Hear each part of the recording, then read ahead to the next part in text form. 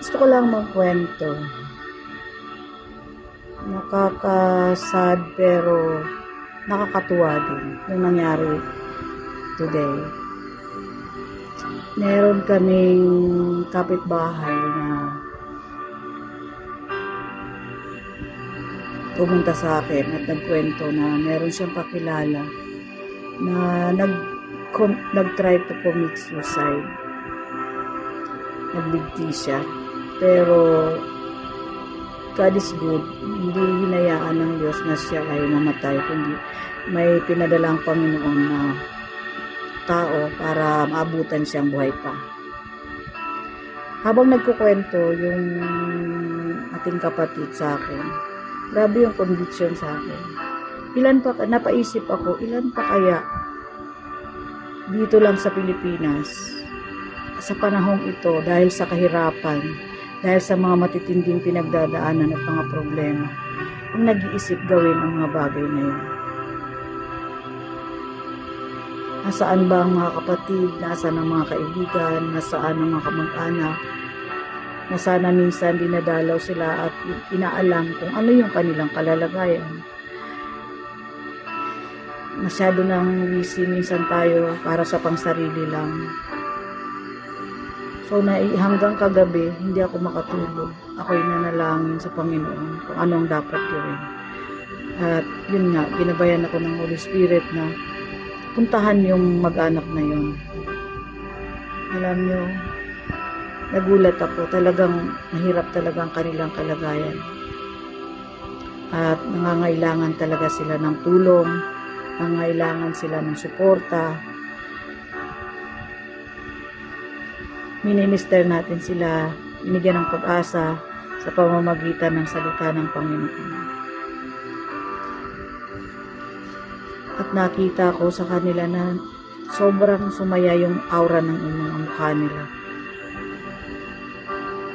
Parang hinihintay nila yung pagkakataon na yun na marinig ang mga salitang mag-i-encourage sa kanila. Marinig yung mga salitang magbibigay buhay sa kanila, magbibigay ng pag-asa.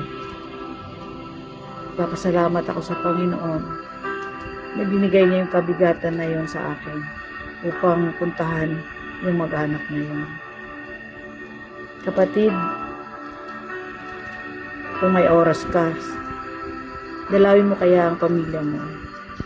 Dalawin mo yung mga kaibigan mo na matagal din mo nang nakikita, mga dating nakasama sa trabaho, o kung sino pang mga tao na alam, kahit hindi mo kakilala, makasalubong mo sa daan.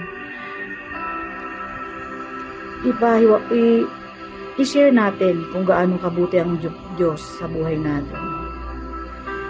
Hindi man sa pinansyal, hindi man sa mga kung anong bagay, ang pinakamahalagang maibabahagi natin at maisashare sa kanila ay ang kabutihan ng Diyos. Dahil kung tatanggapin nila ang Panginoong Jesucristo sa kanilang buhay, tiyak ko, kung paano nilang binago yung buhay ko, ganun din babagoyin ng Panginoon ang mga buhay nila. Yun lang. Huwag natin silang kalimutan. Huwag nating hayaan na masyado lang natin ito sa sarili natin, ang ating atensyon, na ang mahalaga lang mapunta tayo sa langit. Paano naman sila? Nilikarin sila ng Panginoon at isa rin sila sa rason kung bakit namatay si Jesucristo sa krus.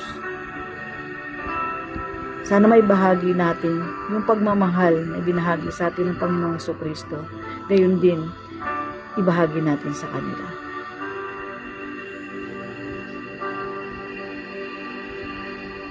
Hindi natin maipapangako ang bukas. Pero merong ngayon na pwede nating abutin sila. Malayo man sila, pwedeng abutin natin sa pamamagitan ng telepono, sa pamamagitan ng mga text messages. Maraming pamamaraan para abutin natin sila. Minsan, kamustahin natin. Baka hindi natin alam. May pinagdadaanan silang mabigat at naghihintay sila. Nagdarasal sila kung sino kaya ang darating sa buhay nila o sino sa kanila sino ang ipapadala ng Panginoon upang aluin sila, upang tulungan sila sa kanilang mga pinagdaraanan. isipin natin na nung panahong tayo ay dumaraan din sa ganung sitwasyon, yung mga tao rin ginamit para sa atin. Sana sa panahong ito, tayo naman ang gamitin ng Panginoon. Maraming salamat po. God bless you all.